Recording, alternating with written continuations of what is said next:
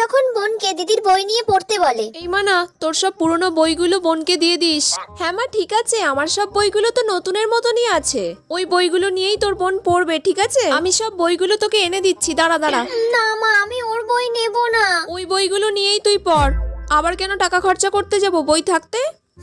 দূর এই নে, এই বইগুলো ধর, এই বইগুলো নিয়ে তুই পড়বি। দূর ব্যাং।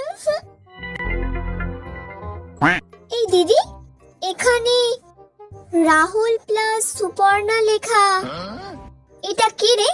কই দেখি।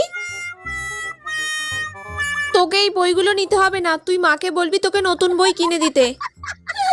এবার মজা দেখাবো। তাহলে তুই মাকে বল আমাকে নতুন বই কিনে দিতে। কি রে, তোর বইগুলো তুই ওকে দিচ্ছিস না কেন? না মা, আমি আমার বই ওকে দেবো না, তুমি ওকে নতুন বই কিনে দাও। হ্যাঁ মা, আমিও তোকে সেটাই বলছি যে আবার নতুন বই কেনার কি দরকার, তোর বই নিয়েই তো আমার হয়ে যেত।